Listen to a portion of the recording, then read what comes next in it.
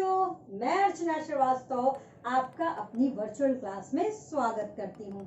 बच्चों, एक पाठ हम पढ़ चुके हैं जिसका नाम था पारिवारिक बजट, जिसमें कुछ कल जो हमने पढ़ा था वो क्या पढ़ा था कि पारिवारिक बजट क्या है, पारिवारिक बजट का अर्थ क्या है, पारिवारिक बजट की परिभाषा क्या है, पारिवारिक बजट कितने प्रकार का होता है और पारिवारिक बजट बनाने का उद्देश्य क्या होता है। आई होप कि आप सब ने उसे अपनी उत्तर पुस्तिका में लिख लिया होगा और आपको किसी भी प्रकार की कोई परेशानी नहीं हुई होगी। तो बच्चों, ज्यादा बात न करते हुए आज जो बाकी का बचा चैप्टर का जो आधा हिस्सा है वो मैं आज आपको पढ़ाती हूँ।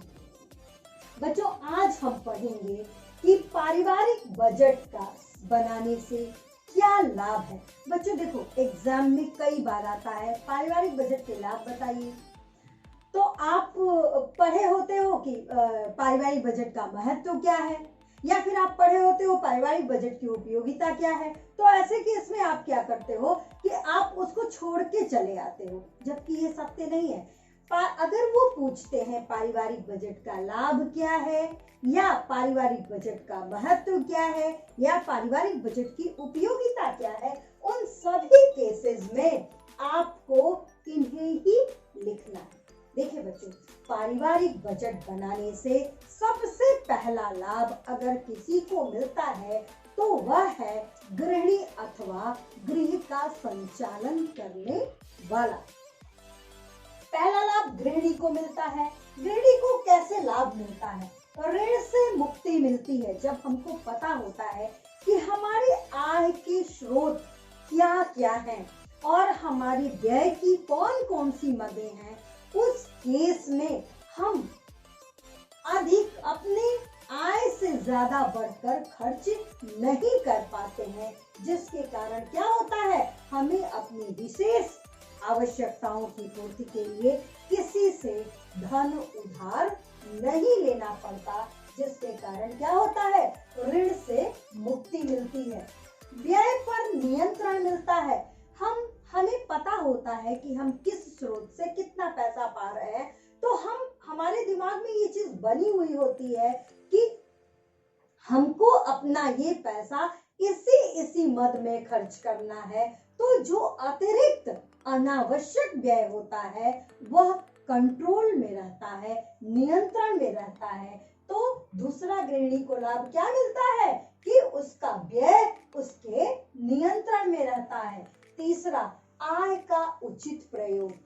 गृहिणी क्या करती है, जब बजट बना लेती है तो उसे पता है कि उसकी आमदनी कितनी है, उसका व्यय कितना है, तो वह क्या करती है, अपने मिनिमम संसाधनों में जो उसकी सीमित आय है उसमें वह यह प्रयास करती है कि उससे मैक्सिमम उसके परिवार के सदस्य संतुष्ट हों, यानी असीमित रूप से वह परिवार के सदस्यों को संतुष्टि प्रदान करती है। तो ऐसा कैसे संभव हो पाता है, पारिवारिक बजट बनाने से। चौथा क्या है, परिवार के प्रत्येक सदस्य की आवश्यकता की पूर्ति होती है। हम ये बजट बनाने से हम जान पाते हैं कि हमारे किसी भी परिवार के सदस्य को किस चीज की आवश्यकता है, वो उसका जो व्यक्तिगत इंटरेस्ट है वो किस तरफ है, और अगर वह इंटरेस्ट उत्तम श्रेणी का है तो गृहिणी उधर कुछ व्यय करती है, जिससे आने वाले समय में परिवार उन्नति के मार्ग पर चलता है।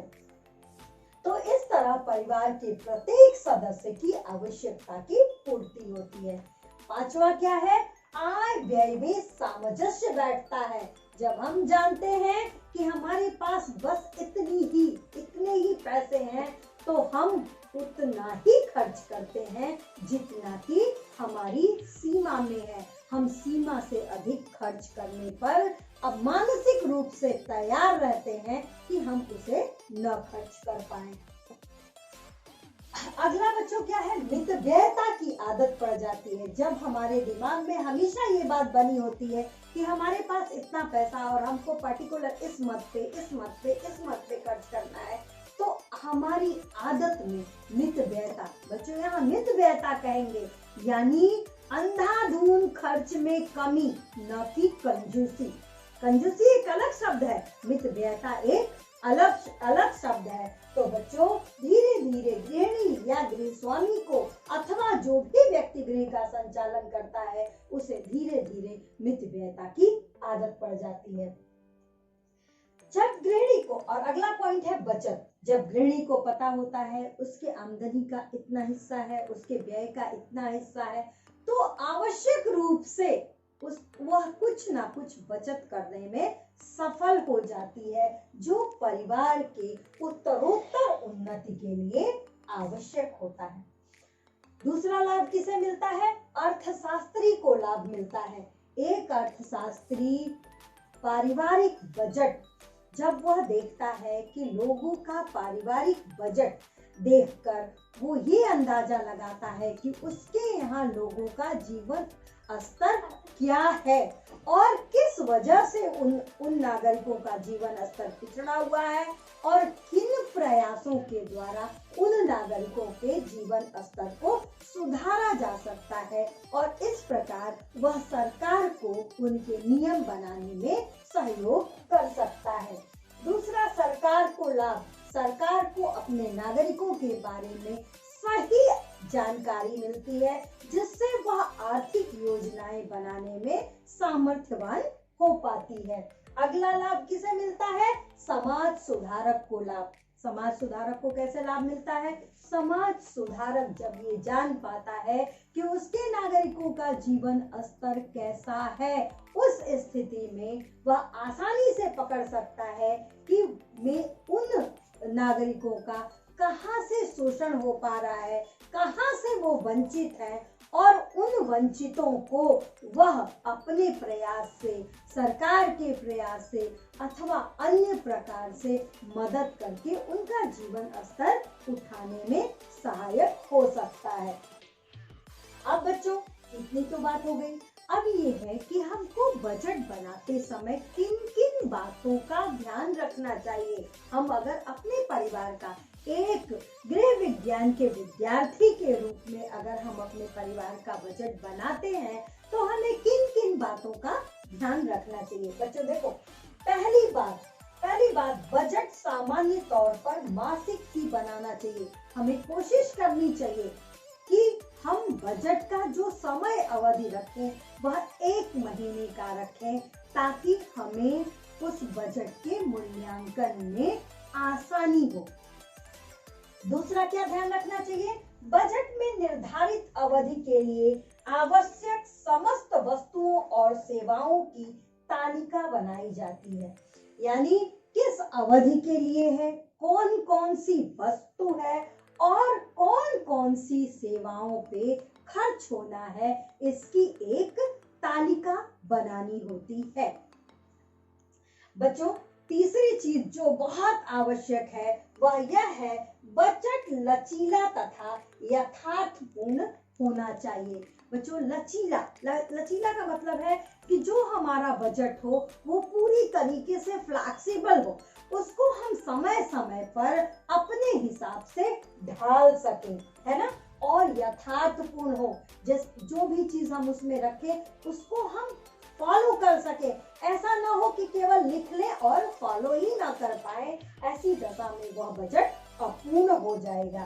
तो बजट लचीला और यथार्थपूर्ण होना चाहिए।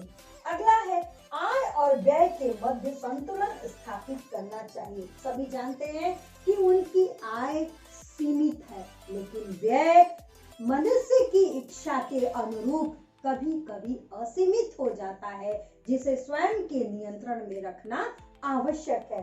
बच्चों ऐसी दशा में आय और व्यय में हमें अपने नियंत्रण से आय और व्यय के मध्य में संतुलन स्थापित करना होगा। अगला पॉइंट है आपातकाल में बचत का अवश्य प्राविधान हो। जब हम अपने परिवार का बजट बनाएं तो चाहे छोटी बचत ही क्यों ना हो, लेकिन हम उसमें बचत का प्राविधान अवश्य रखें, ताकि भविष्य के आकस्मिक खर्चों के लिए उस बचत का हम प्रयोग कर सके। अगला क्या है, तालिका में लिखी हुई वस्तुओं के संभावित मूल्य तथा उसका योगफल लिखना चाहिए। उस प्रपत्र में जो तालिका में हमने वस्तुएं और सेवाएं लिखी है उनका मूल्य क्या है, उनका बाजार में संभावित मूल्य क्या है वो लिखें और उसके नीचे उसका योगफल भी अवश्य लिखें। अब बच्चों, एक जर्मनी के प्रसिद्ध अर्थशास्त्री थे डॉक्टर एंजेल, उन्होंने पारिवारिक बजट के बारे में कुछ अपना नियम दिया। एंजेल ने कहा कि जब किसी मनुष्य की आय बढ़ती है, आय का मतलब आमदनी बढ़ती है, जब किसी भी व्यक्ति की आमदनी बढ़ती है तो भोजन पर प्रतिशत व्यय घटता जाता है तथा आय घटने पर प्रतिशत व्यय बढ़ता जाता है। मतलब एंजेल का कहना ये था कि अगर किसी भी व्यक्ति की आमदनी बढ़ती है तो भोजन पर होने वाला प्रतिशत व्यय धीरे धीरे कम होने लगता है। इसके विपरीत जब आय घटती है तो भोजन पर होने वाला प्रतिशत व्यय बढ़ता जाता है। बच्चों, एंजेल का दूसरा नियम क्या था कि वस्त्र, आवास तथा प्रकाश पर किए जाने वाले व्यय का प्रतिशत लगभग समान रहता है। यानी एंजेल ने क्या किया था, 3 वर्ग लिया था बच्चों। 3 वर्ग का उन्होंने आय के आधार पे 3 वर्गों को बांटा था, जिसमें उन्होंने धनी वर्ग, मध्यम वर्ग और निर्धन वर्ग को लिया था। तो इनका दूसरा नियम क्या कहता है कि वस्त्र, आवास तथा प्रकाश पर किए जाने वाले व्यय का प्रतिशत, चाहे वो किसी भी वर्ग का व्यक्ति हो, उसमें वह स्थिर रहता है। एंजेल का तीसरा नियम क्या है, मनोरंजन, विलासिता, शिक्षा तथा स्वास्थ्य पर व्यय का प्रतिशत बढ़ता है। यानी जैसे जैसे व्यक्ति की आमदनी बढ़ती जाती है वैसे वैसे मनोरंजन, विलासिता, शिक्षा और स्वास्थ्य पर व्यय का प्रतिशत बढ़ता जाता है। बच्चों, अब इस नियम की हम लोग एक चित्र से व्याख्या समझेंगे। अब जैसे ये जो लाल वाला है वो धनी वर्ग है, ठीक है, ये नीला वाला जो है वो मध्यम वर्ग है और ये जो हरा है वो निर्बल वर्ग है। अब देखो बच्चों, हमने क्या किया है, इस वाले बार पे ये प्रतिशत लिया है, 10%, 20%, 30%, 40%, 50%, 60%, 70, 80, 90, 100, ये पूरा जा सकता है। और यहाँ पे हमने 4 भोजन, वस्त्र, मकान, प्रकाश और शिक्षा का तुलनात्मक एक बार बनाया है। बच्चों देखिए, ये जो लाल से इंगित किया गया है वह धनिक वर्ग है और ये जो नीले से इंगित किया गया है वह मध्यम वर्ग है और ये जो हरे से इंगित किया गया है वह निर्बल वर्ग है। तो बच्चों, एंजेल के पहले नियम के हिसाब से क्या था कि जैसे जैसे आय बढ़ती है भोजन पर प्रतिशत व्यय कम होता जाता है। आप यहाँ देखो, धनी वर्ग का भोजन पे प्रतिशत व्यय केवल 50% है, जबकि मध्यम वर्ग का भोजन पर प्रतिशत व्यय 55% है और वहीं निर्बल वर्ग का भोजन पे व्यय प्रतिशत 60% है। यानी एंजेल के नियम के अनुसार जैसे जैसे आय बढ़ती है वैसे वैसे भोजन पे किया गया प्रतिशत व्यय घटता है। यहाँ धनी वर्ग का भोजन पे किया जाने वाला व्यय कम है। अच्छा, अब दूसरा है वस्त्र। आप देखो यहाँ पे सभी, चाहे वो धनी वर्ग के हो, चाहे वो मध्यम वर्ग के हो, चाहे वो निर्बल वर्ग के हो, उन सब का वस्त्रों पर किया जाने वाला व्यय केवल 18% है बच्चों, केवल 18%। और वो लगभग बराबर है, जितना धनी वर्ग व्यय करता है उतना ही मध्यम वर्ग व्यय करता है, उतना ही निर्बल वर्ग करता है। यही स्थिति मकान के साथ में है, चाहे व्यक्ति स्वयं के मकान में रहता हो अथवा किराए के मकान में, उसका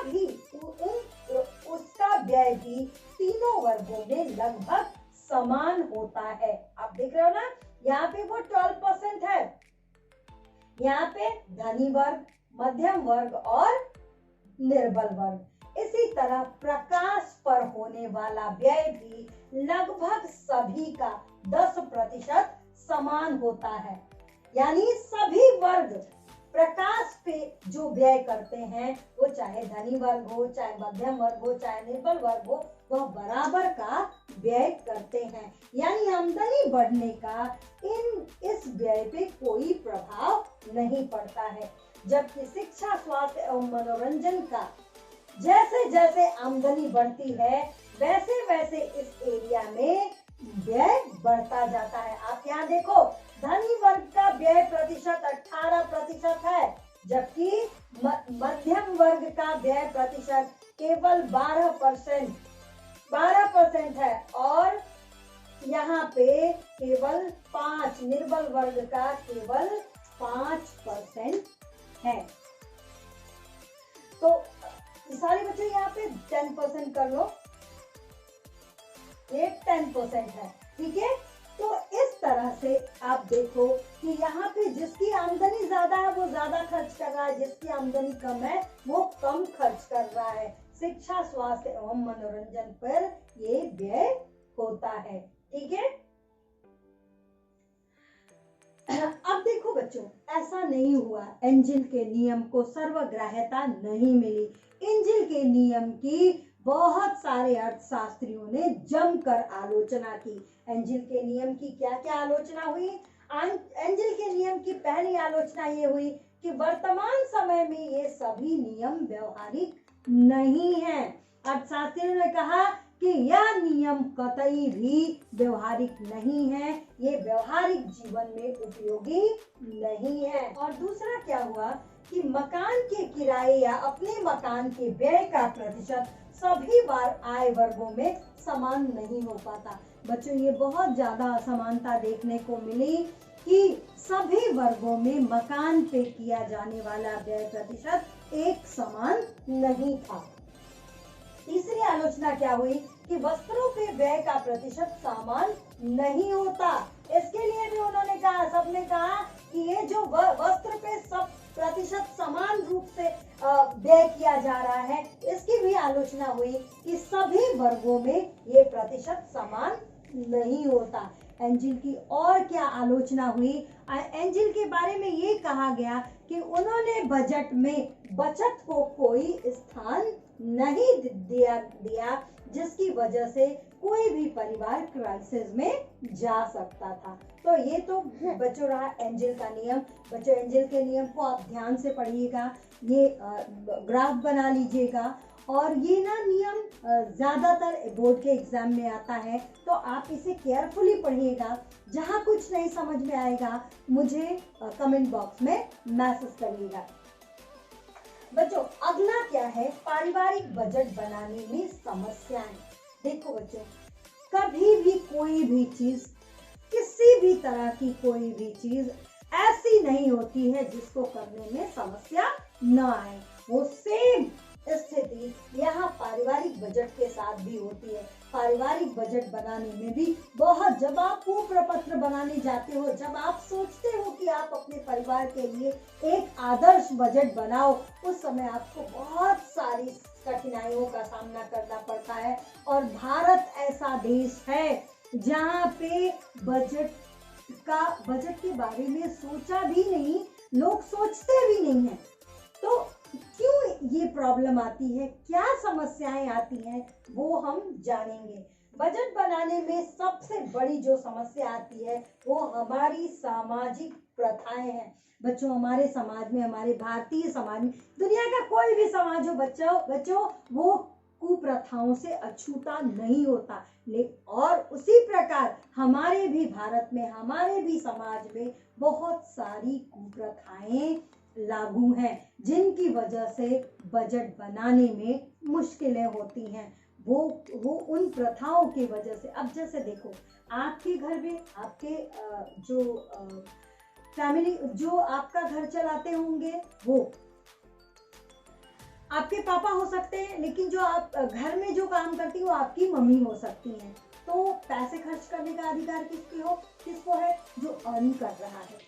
और जो उसकी बैलेंसिंग कर रहा है उसको वो पैसे नहीं मिल पाते हैं। और भी बहुत सारी चीजें हैं जिनकी वजह से वो बजट बनाने में दिक्कत होती है, और हमारा सामाजिक ताना बाना इसके लिए जिम्मेदार है। हमारे समाज में बहुत सारी प्रथाएं हैं जिनकी वजह से बजट बनाने में परेशानी होती है। दूसरा बड़ा कारण है शिक्षा का अभाव। ज्यादातर गृहिणियां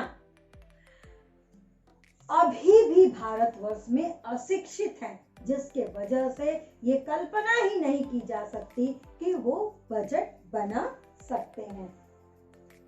तीसरा क्या है, बजट बनाने में उदासीनता। और सबसे बड़ी चीज है ना, हम भारतवासी जरूरत से ज्यादा पॉजिटिविटी में जीते हैं। अरे हमें कुछ नहीं होगा, हमारे साथ ऐसा नहीं होगा, हम नहीं होंगे वहाँ, हमारे साथ नहीं होगा, ऐसा सोचकर बजट की क्या जरूरत है, हमारा ऐसे ही राम के हिसाब से चलता है, हमारा यही चल रहा है, हमें उसकी जरूरत नहीं। ये जो उदासीनता है वह बजट बनाने में समस्या खड़ी करती है और व्यक्ति बजट नहीं बनाता है। उसे लगता है हम अपने खर्चों को क्यों लिखें, हम अपने आय को क्यों लिखें, फला जान जाएंगे, अरे किसी को हम क्यों बताएं कि हम कितना कमाते हैं।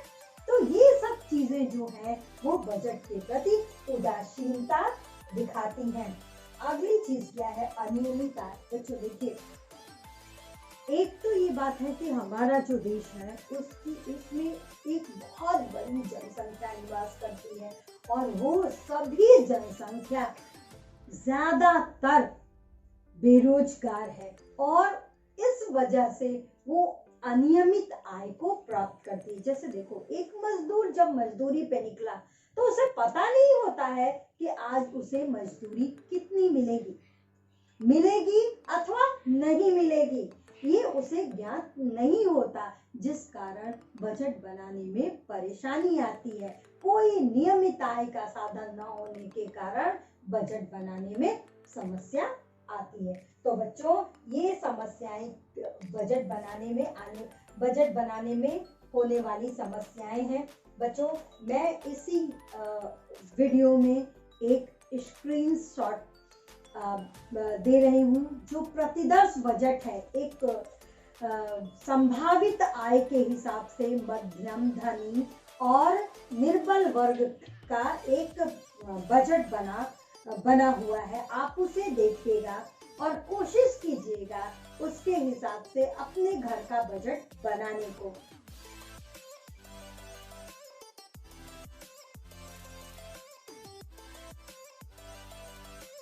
और अब हम ये जानेंगे कि आज हमने क्या पढ़ा। आज हमने पढ़ा बजट बनाने का लाभ क्या है, एंजिल का नियम क्या है, एंजिल की नियम की किस प्रकार आलोचना हुई, और बजट बनाने में क्या क्या समस्याएं आती हैं, और एक प्रतिवर्ष बजट कैसे बनेगा। बच्चों, आज के लिए बस इतना। आपको कोई परेशानी हो तो आप मुझसे प्रश्न पूछ सकते हैं। और आज के लिए विदा बच्चों। स्वस्थ रहिए, सुरक्षित रहिए, घर पर रहिए।